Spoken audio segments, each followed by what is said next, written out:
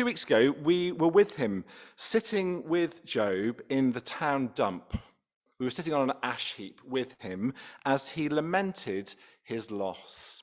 Job didn't have a perspective that we have of the heavenly spiritual realities that are behind what's happening to him. So we were with Job as he was asking the question that I think any of us would ask, the question that we do ask so often when we encounter and experience suffering and tragedy. It's the question, why? Why is this happening to me? And we reflected 2 weeks ago that the Christian response to tragedy and suffering and loss is to weep with those who weep. So 2 weeks ago, that's what we were trying to do. We were weeping with Job. But actually, we didn't know it at the time, or we didn't read it at the time, but we weren't the only people who were there with him. Sitting silently, watching and listening on, were 3 friends.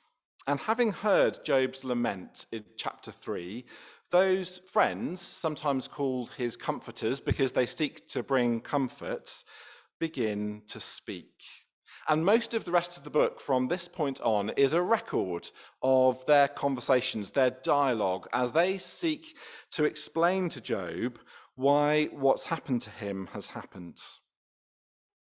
And I wonder whether actually we can sympathise with them. I wonder whether 2 weeks ago, after listening to Job's lament and weeping with him, whether you were left with a question. What is the place for speaking to people who are suffering? Is there a place for it? What should we say? Or what should we not say? Following the devastating earthquake in the Indian Ocean on Boxing Day in 2004 that caused that tsunami to wreak havoc and chaos and destruction on the islands of Thailand and Indonesia and India and Sri Lanka. The philosopher, theologian, writer David Bentley Hart was asked to write a reflection that was published in the Wall Street Journal. The article was then written up as a short book called The Doors of the Sea. And in it, Bentley Hart says, considering the scope of the catastrophe and of the agonies and sorrows it had visited on so many, we should probably have all remained silent for a while.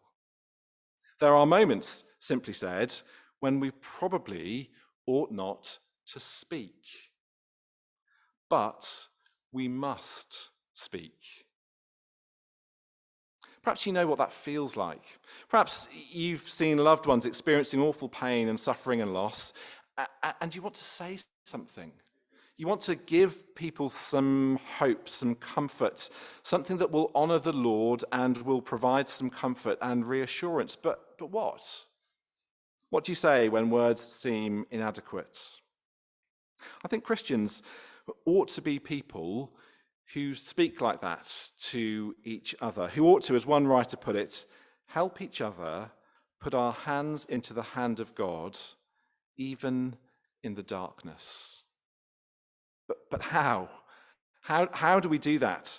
How do we know when to stay silent and when to speak? And when we do speak, what do we say? Although they're hugely significant in the story, we're only going to spend this morning, with Job's friends. But I think we'll learn something from them. At the end of the book, God's verdict on Job's friends is really, really clear. He says to them, "You have not spoken the truth about me, as my servant Job has." So we'll learn, I hope, primarily what not to say to people who are suffering. And we could have picked any number of speeches between chapter 3 and chapter 31, but we're just going to focus this morning on chapter 4 and a little bit from chapter 5 as kind of representative of what these people are saying to Job. So what is it that they get wrong? Why does God seem so unimpressed with them, even though they are trying to comfort him? I think the first thing to note is that they completely misjudge the mood and tone because they appear to put principle before person. They misjudge the mood and the tone because they put principle before person. Now, you might think that when we're first introduced to the friends in chapter 2, that they make a good start. Have a look at the end of chapter 2 on page 510. They arrive and they simply sit with Job. That's all they do. They don't say anything for 7 days. They are simply with him. Verse 12 tells us, when they saw him from a distance, they could hardly recognize him. They began to weep aloud, and they tore their robes and sprinkled dust on their heads. That's a kind of symbolic way of showing mourning, of being in mourning with someone and for someone. And you might think, well, that seems like a good thing to do. But then they begin to speak. And I think the mood changes pretty quickly. Have a look on to chapter 4, verse 1, as Eliphaz begins his speech. And he says, if someone ventures a word with you, will you be impatient? But who can keep from speaking? Do you hear what he says? He's saying, actually, Job, this has gone on long enough. That's enough lamenting now, and it's time for me to say something. I have to speak. Lament is all very well, but now I have to respond. Do you want to talk, Job? Well, let's talk. And more than that, verses 4 and 5, he goes on to say, your words, Job, have been such a source of strength and comfort to others in the past. Well, shouldn't you now be ready to take your own advice? How is it that you have helped so many other people so well, but now when suffering comes your way, you're responding like this? The sentiment, it seems to me, attempts to minimize what Job is going through. It's saying to him, it's not quite kind of stiff upper lip and pull yourself together type advice, but it's not that far away from it.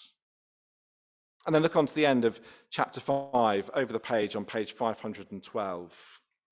At the very end of Eliphaz's first speech, he says to Job, we've examined this, and it's true.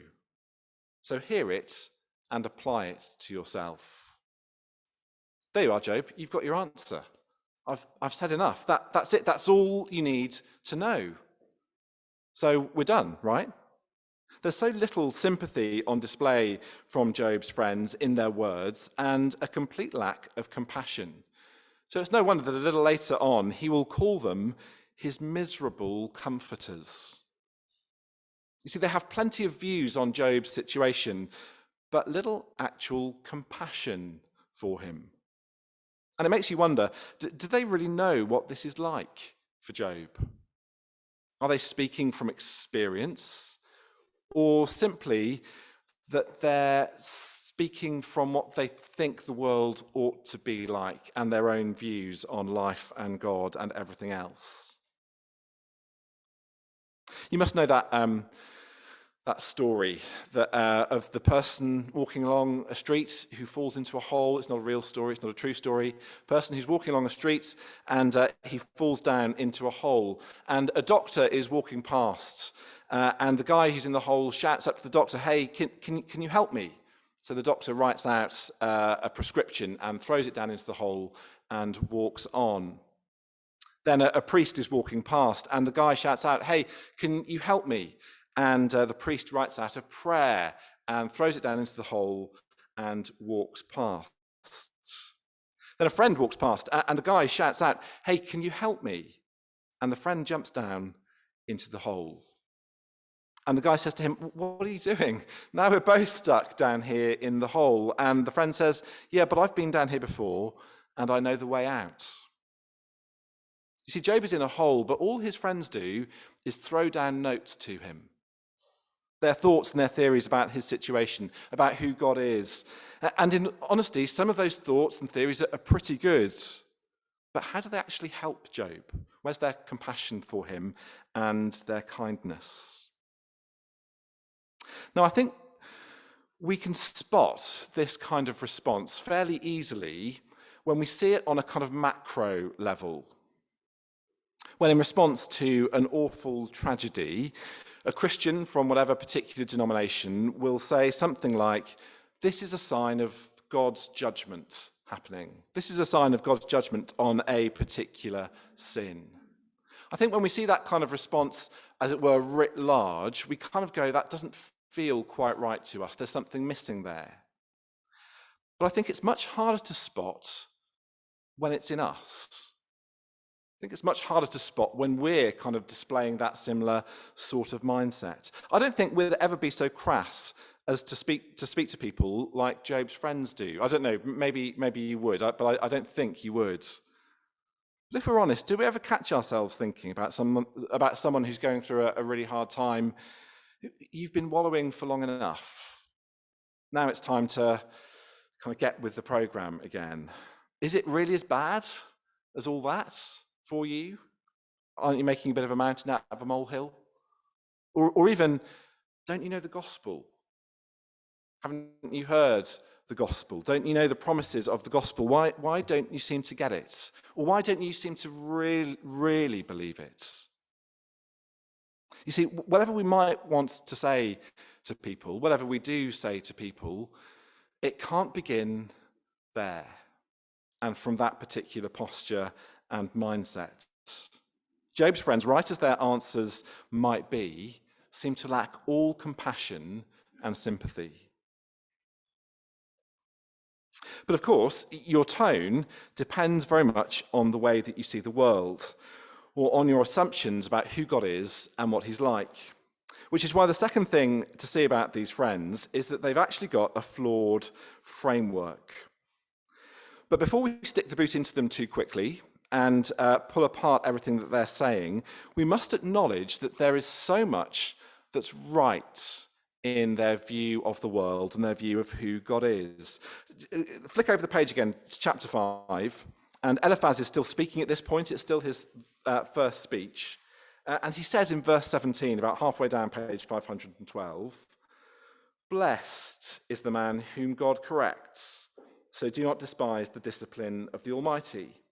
For he wounds, but he also binds up. He injures, but his hands also heal. From 6 calamities he'll rescue you, in 7 no harm will befall you. In famine he will ransom you from death." Now, on its own terms, if you were just to read those verses in a psalm, say, or as part of the Proverbs, or in a different part of the Old Testament, you'd kind of think, sounds about right, doesn't it? That sounds pretty good, pretty spot on. That is right. The problem that they have, though, is their larger framework. So look back to chapter 4 and to verse 7. As Eliphaz says to Job, "Consider now, Job, who being innocent has ever perished? Where were the upright destroyed? Those who plough evil and those who sow trouble reap it." Now, on one level, the friends are simply articulating the theology of the Old Testament as it's given in places like Deuteronomy 28, that those who keep God's commandments and covenants will be blessed, and those who break them and forget them will be cursed. In other words, Job's friends think that in this life, you get what you deserve. You get what you deserve. And so they see the suffering Job, that they see him there with having lost everything, all of his material prosperity stripped away, and they think, well, you must have done something wrong, because why else would you be there? There must be some sin in your life, whether you are aware of it or not. There must be somewhere that you have broken God's law, because we know that God blesses the upright and curses the disobedient. That assumption actually gets stated plainly later on in chapter 8, where one of Job's other friends, Bildad, will say to Job, "Your children sinned, and they have got what they deserved." Now, again, before we're too quick to write this off, we need to acknowledge that the friends are expressing something that is deeply powerful. Because it's not just expressed in a form like this in the Old Testament. It's actually, I think, a view of how things work that's deeply ingrained in humankind, in you and in me. Christians or not, I think it's how many people think about God. I think it's really common today, actually. Even people who don't believe in the God of the Bible assume that if God existed, he would simply be like every other God, that he needs to be bought off or placated that you get what you deserve from God. So if you go to church a lot and do lots of good, then God will bless you. Do you remember Richard Dawkins' famous bus adverts from the early 2000s? There were those signs on the sides of the buses that said there's probably no God, so stop worrying and enjoy your life. And you can kind of see that mindset at work. He's assuming, or that's assuming, you get what you deserve. We see it, I think, positively as well. And the clearest expression of the positive version of that mindset comes, I think, from Julie Andrews. You all know The Sound of Music far too well for me to need to remind you, but in case it has slipped your mind, do you remember that scene, Sister Maria standing in front of Captain Von Trapp? They kind of realise what's going on for the first time, and does he say, he might say, I love you, I can't remember that exactly, but she starts singing as she realises everything that's happening. Nothing ever comes of nothing. Nothing ever could. So somewhere in my childhood, I must have done something good. I must have done something good. I must have done something good because all these good things are happening to me. And we think God's like that, don't we? Very often, that if we don't measure up, bad things will happen. Or the bad things that are happening to us are because we don't measure up somehow, because we've let God down, or something's gone wrong. Or if good things are happening to us, it's because we've done well, something good. I must have done something good. But we know, and Job rightly protests, that the principle is misapplied in his case. And he's right. He's right to protest. And he protests very long and very loud. And we get to the end of the book, and God says, you have spoken rightly about me. And his friends should not have been so quick to presume that they knew the answers that he was looking for. Let's just try to lean into that briefly as I close and try to work out why it is that they seem to have the right answers and have yet kind of got it wrong in Job's case and misapplied what they know, because there is so much right in what they say. If you were to read through the speeches, you would find yourself kind of nodding along to so much of what they say. They know that God is in control. They know that God is just. And that principle that we've been talking about, that you get what you deserve, it is actually affirmed elsewhere in the Bible. The New Testament affirms in places that it is possible to suffer because of our sin. And in some ways, that's kind of obvious, isn't it, if you think about it? If I drink too much and get behind the wheel of a car, I know that I will be the only person who ought to bear the consequences of whatever happens. You reap what you sow, writes the Apostle Paul in Galatians chapter 6. So what is it? So what's the problem here? Why have the friends taken a principle that seems to be so in line with much of the rest of the Bible and completely got it wrong when it comes to Job? Here's the first problem that they have, and I'll just outline two briefly. The first problem that they have with the connection between obedience and blessing is that they have no room for waiting and no room for the future. For the friends, the consequences of blessing for obedience or curses for disobedience are experienced in the here and now.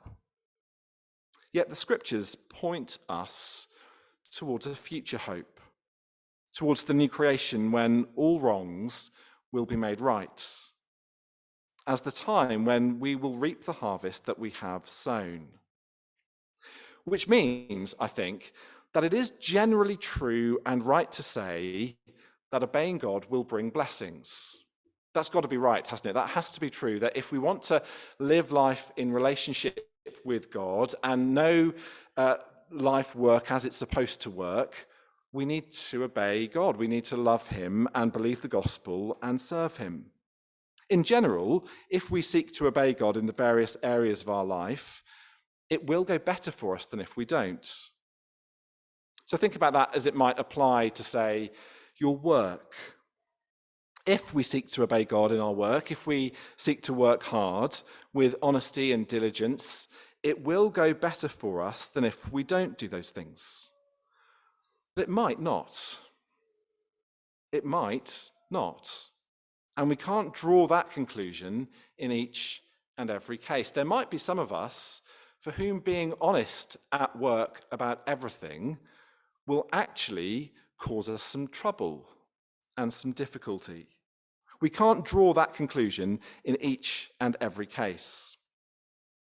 I came across an illustration that helped me with this quite a lot in a little commentary on Job that I've been reading. The writer says that when it comes to God's world and obeying God and living for God in the world now and in the world that he's made, imagine it as trying to navigate your way through a city like New York. You've got a map, and because New York is quite grid-like in terms of its layout, you kind of know roughly and approximately that if you want to get from A to B, this is the way that you need to go. And the map will take you there.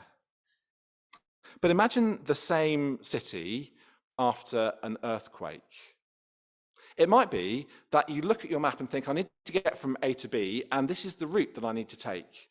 But when you get there, you find that, I don't know, a bridge has collapsed and one particular route is blocked. Or you might find that you need to kind of work your way around something else. That there might be any number of unexpected changes, dead ends, or new ways that have opened up. And it kind of in the same way, I don't know if that's helpful or not, but it helps me. In the same way, it is generally the case that to keep God's commandments, to live in line with the created order, to live as God has intended us to live, will bring peace and prosperity. But not always. And the final evidence that living wisely is the right thing to do won't come until the new creation.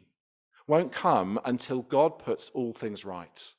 Won't come until Jesus returns and wipes away every tear from our eyes.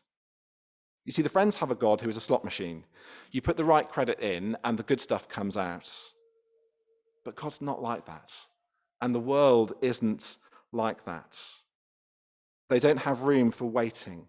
They don't have room for praying to a God who is unseen or yearning that he would make all things new. And of course, they have no room for the cross and therefore no room for innocent suffering. Look again at that question that Eliphaz asks in verse 7. Consider now who being innocent ever perished.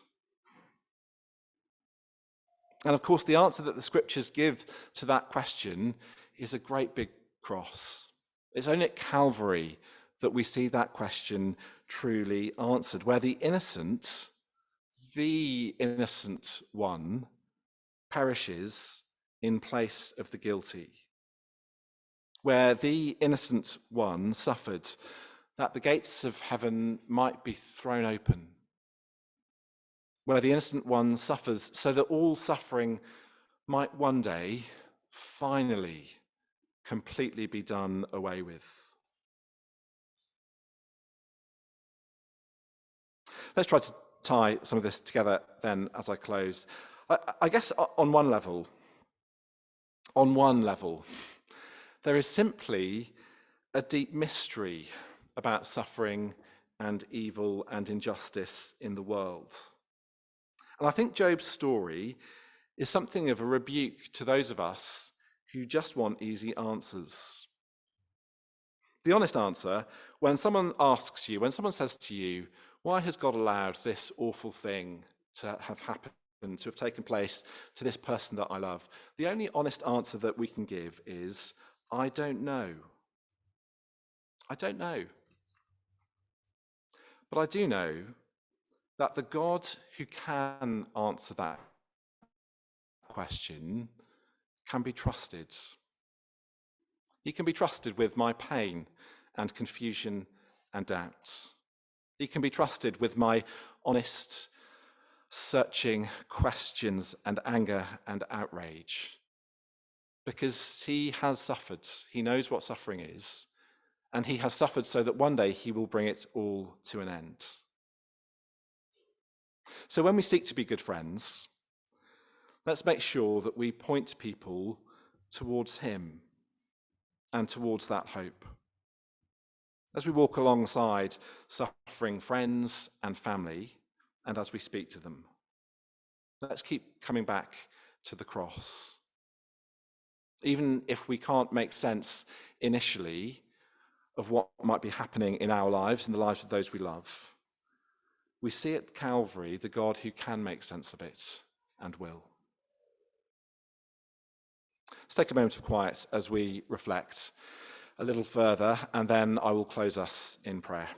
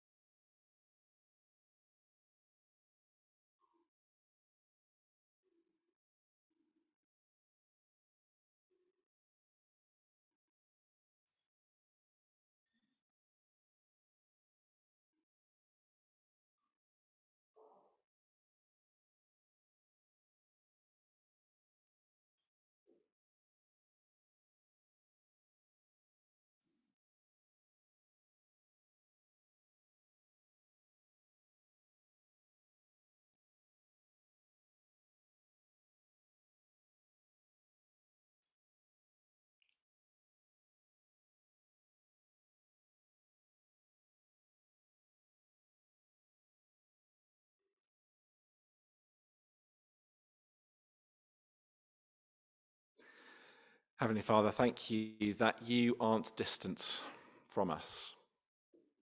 Thank you that your Son knows what suffering is, and thank you that because he does, he can meet us in the deepest and darkest places that we have experienced and know.